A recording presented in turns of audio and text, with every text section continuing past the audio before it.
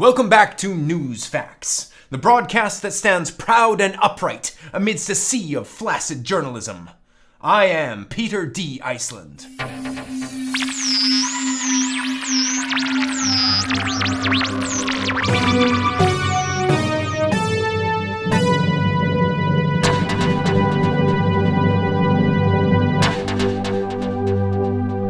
Today, we examine the Mergence.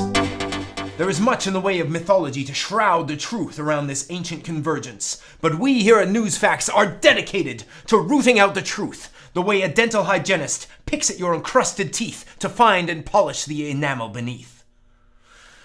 The tradition of the Mergence, which is gaining traction with a new generation, predates both Islam and Christianity. Yet little would be widely known were it not for the first book of Mergence, written in AD 512 by an unnamed author whom historians agree was a priestess of the sacred inexorability. The book delves into an array of facets, from its contemporary practices of event digestion to theorizing the Great Arc, to disorders amongst viewers, to what some consider to be accurate foretellings of modern advancements that have changed the Mergence incontrovertibly. Professor Stefania Skirman is a doctor of nodalities at the University of the Near West. Professor Skirman.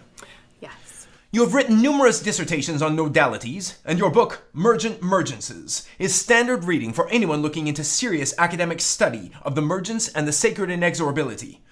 Can you give us some context as a historian? If we look back through the history of how the early emergences were practiced prior Maybe to not quite that far back, Doctor.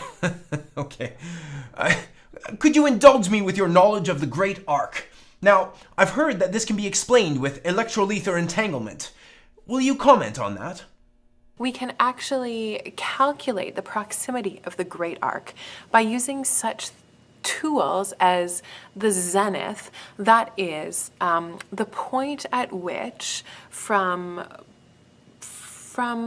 pole to pole that meets in the middle, and that is the greatest point at which the eye can fathom at the peak of the sphere.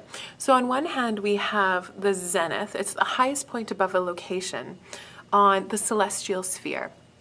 And then the opposite being the nadir. So we have the zenith and the nadir, in which using the plane of equilibrium, we can calculate the Great Arc, which is represented within the process and creation of the Mergence.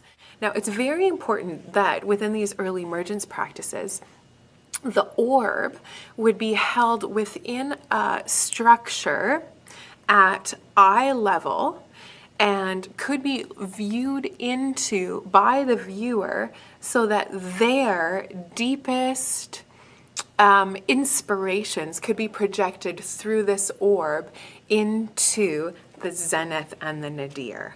So we have one's own deepest desires, deepest inspirations projected through this ocular orb into the celestial realm of the Great Arc. That'll do. That was Dr. Stefania Skirman, live from her department at the University of the Near West. Fascinating mind.